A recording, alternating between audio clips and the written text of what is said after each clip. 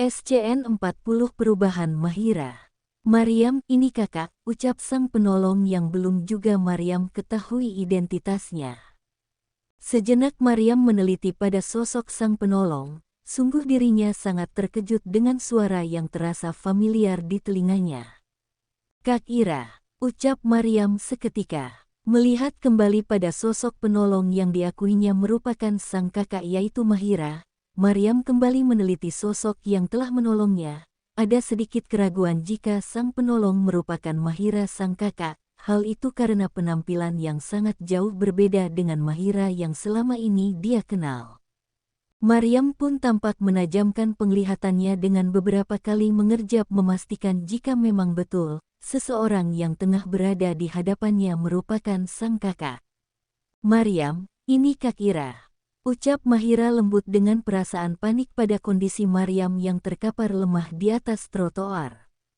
Kakak, ucap Maryam kemudian. Mahira mengangguk beberapa kali pada Maryam yang terlihat masih merasa ragu dengan kebenaran sosok di hadapannya. Masya Allah, Kak Ira, ini sungguh Kak Ira.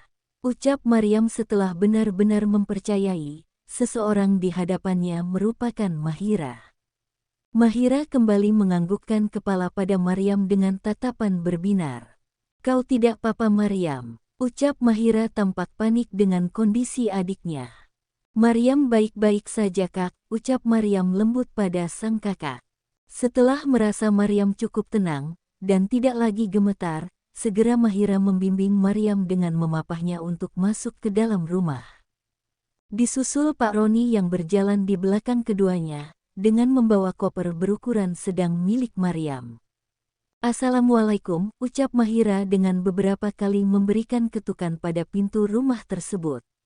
Waalaikumsalam, ya sebentar, terdengar suara lembut Umi Maya dari balik pintu yang diketuk oleh Mahira.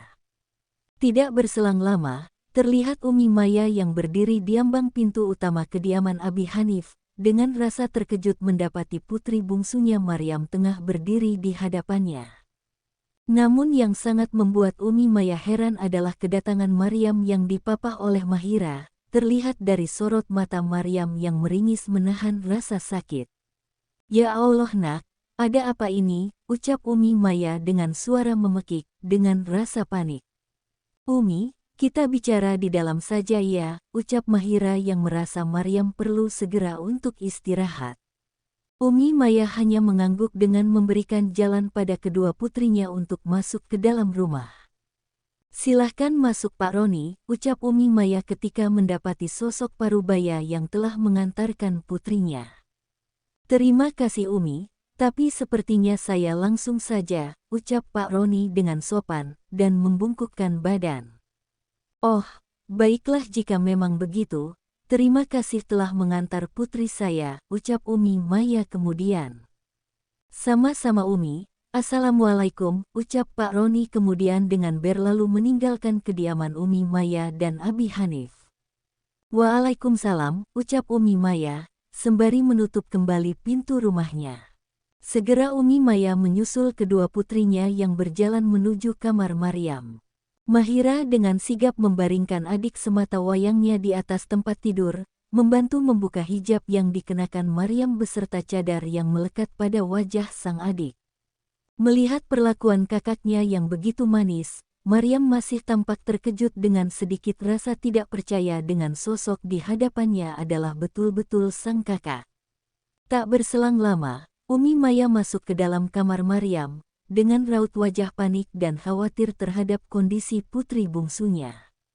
Maryam, ada apa ini? Kenapa tidak memberi kabar pada Umi atau Abi kalau kau akan berkunjung?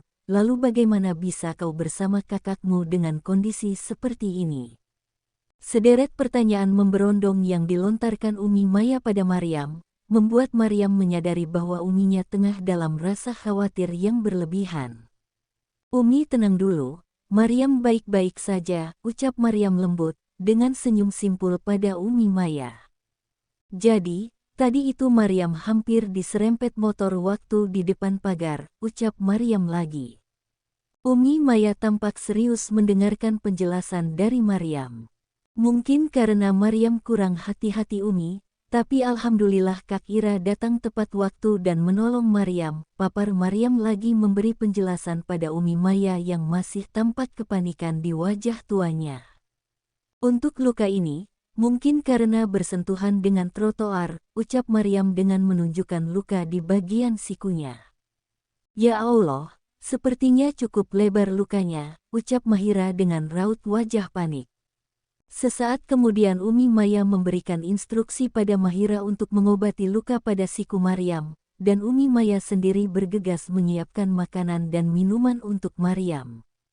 Karena kebetulan Biminah sedang di pabrik, yang sebelumnya diminta Abi Hanif membantu beberapa pekerjaan Pak Darman, dan baru akan pulang setelah Isya. Umi Maya bergegas berlalu meninggalkan kedua putrinya di kamar Maryam, dan segera menuju dapur untuk membuat beberapa menu untuk Maryam. Sepeninggalan Umi Maya dari kamar Maryam, Mahira begitu sigap mencari kotak obat untuk mengobati luka pada siku Maryam. Dengan lembut dan telaten Mahira membersihkan luka Maryam dari debu dan tanah yang menempel di sekitar luka. Maryam pun tampak meringis menahan rasa perih dari cairan RL yang mengguyur lukanya. Tahan sebentar ya. Kakak akan melakukannya dengan hati-hati, ucap Mahira ketika melihat rona wajah Maryam yang memerah menahan sakit dan perih. Maryam mengangguk pasrah dengan tindakan yang dilakukan oleh kakaknya. Setelah beberapa saat Mahira telah selesai membersihkan luka dan mengoleskan bioplasenton di luka Maryam. Masih dengan tatapan penuh tanya Maryam mengamati sang kakak dengan perubahan yang begitu signifikan. Maryam masih merasa sangat heran, mungkin bisa dikatakan masih tidak percaya. Bagaimana tidak Maryam begitu terkejut, Mahira yang selama ini dia kenal merupakan sosok yang terkesan sangat urakan, jangankan mengenakan cadar, berhijab saja mungkin dapat dihitung menggunakan jari. Berapa kali dalam setahun, Mahira akan mengenakan hijab hanya saat Lebaran datang. Alhamdulillah selesai, ucap Mahira yang telah membalut luka Maryam menggunakan kasa steril, dan kembali membereskan seluruh peralatan P3K yang dia gunakan sebelumnya. Kak, ucap Maryam lirih. Iya, jawab Mahira dengan mengulas senyum di wajahnya. Masya Allah, kakak cantik sekali mengenakan hijab dan cadar, puji Maryam seketika dengan mengukir sebuah senyum di sudut bibir Maryam. Sejujurnya Maryam ingin bertanya mengenai perubahan sang kakak, namun tidak ingin menyinggung hati Mahira, jadi pujian merupakan kata yang dirasa Maryam paling tepat untuk membuka pembicaraan. Terima kasih, ucap Mahira masih dengan senyum di wajahnya. Apa kau ingin bertanya sesuatu? Ucap Mahira, tatkala mendapati sorot mata penuh tanya, seolah begitu banyak pertanyaan yang ingin Maryam tanyakan. Maryam tersenyum mendengar ucapan sang kakak, yang terkesan tahu isi hati Maryam saat ini. Bolehkah? Tanya Maryam kemudian. Tentu saja, ucap Mahira. Apapun, ucap Maryam lagi. Apapun, ucap Mahira dengan senyum di wajahnya. Jadi sejak kapan kakak berubah, dan mengenakan cadar seperti sekarang ini? Ucap Maryam to the point merasa sudah sangat penasaran mendengar jawaban dari sang kakak. Sepanjang perjalanan menuju kediaman kakek Amar, Pak Roni tampak tidak fokus dengan kemudinya. Berpikir dan menimbang sejenak mengenai kejadian yang baru saja dialaminya. Merasa ada sesuatu yang janggal dari kejadian yang baru saja dialami oleh Maryam. Segera Pak Roni menepikan mobil yang dia kemudikan, dan mencari tempat parkir yang dirasa strategis, kemudian meraih ponsel yang dia letakkan di saku. Tidak menunggu lama Pak Roni segera menekan sebuah nama di sana, Tuan Reza, karena tidak ingin sesuatu yang lebih buruk terjadi lagi. Pak Roni ingin segera mengadukan kejadian yang baru saja dialami oleh nyonya mudanya. Pak Roni sangat yakin jika kejadian yang baru saja dialami bukanlah murni ketidaksengajaan, meski Maryam selalu mengatakan hal itu terjadi karena dirinya yang tidak berhati-hati. Pak Roni tengah menyimpan kecurigaan yang sangat besar pada sosok dua pengendara sepeda motor yang sebelumnya selalu membuntutinya. Halo, sapa seseorang dari ujung telepon. "Halo Tuan Reza," ucap Pak Roni dengan sedikit kepanikan di wajahnya. "Ada apa Pak?" ucap Reza, terlihat nada tidak sabar dari ucapan Reza. Karena memang tidak biasanya supir pribadinya itu menghubungi di jam-jam seperti ini, Reza pun menyadari ada sesuatu yang tidak beres telah terjadi. Begini Tuan," ucap Pak Roni gagap. "Katakan dengan jelas," ucap Reza dengan meninggikan suaranya 1 oktav. "Tadi Nyonya Maryam mengalami kecelakaan Tuan," ucap Pak Roni lagi dengan suara gagap, merasa sedikit tegang jika berhadapan dengan majikannya yang terkenal dingin tersebut. "Apa?" ucap Reza seketika. "Bagaimana bisa kau tidak berhati-hati? Dirawat di mana istriku? Bagaimana keadaannya saat ini?" Seketika Reza memberondong Pak Roni dengan pertanyaan bertubi. Mendengar kepanikan dari Reza, lantas Pak Roni segera menceritakan awal mula kejadiannya. Mulai dari dirinya yang merasa diikuti oleh 2 pengendara sepeda motor, yang membuntuti sejak dari saat mobil yang dikemudikan Pak Roni keluar dari gerbang besar kediaman majikannya tersebut. Juga mengenai kejadian kecelakaan yang terjadi, bukan terjadi saat di perjalanan, namun kecelakaan terjadi justru saat keduanya telah tiba di kediaman Abi Hanif. Sebuah sepeda motor yang menurut Pak Roni telah sengaja menyambar tubuh Maryam dari samping untuk membuatnya celaka. Kejadian itu sangat cepat hingga Pak Roni pun merasa sangat terkejut dan tidak sempat untuk menyelamatkan Maryam. Setelah menceritakan keadaan Maryam yang baik-baik saja dan hanya mengalami cedera ringan, yang sudah ditangani oleh keluarganya, kemudian Pak Roni menutup telepon tersebut dan kembali melajukan kendaraannya lagi setelah merasa lega. Asteris.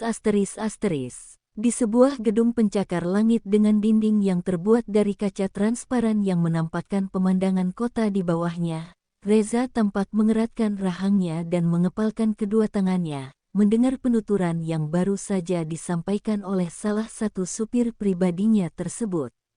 Sudah bukan hal yang asing bagi Reza jika ada orang yang tidak suka dengan dirinya, terlebih berkaitan dengan dunia bisnis, sudah pasti akan ada orang yang nekat berbuat curang. Melihat pamor seorang Reza Abizar El-Shirazi yang begitu luar biasa di usianya yang tergolong masih muda, dengan segala kesuksesan dan kemapanan yang dia miliki. Begitu sangat disegani dan ditakuti banyak petinggi perusahaan di negeri ini. Tidak heran jika banyak pula orang yang tidak suka. Namun Reza sangat tidak terima jika hal itu menyangkut orang-orang yang dia sayangi. Begitu juga dengan Dennis yang berada di ruangan. Reza pun ikut merasakan kepanikan dari raut wajah bos besarnya tersebut. "Ada apa Tuan?" ucap Dennis seketika. Reza hanya bergeming dengan ucapan sang asisten, sejenak berusaha menenangkan dirinya. "Kau ikut denganku," ucap Reza seketika, dengan sigap menyambar jas yang dia letakkan di sandaran kursi.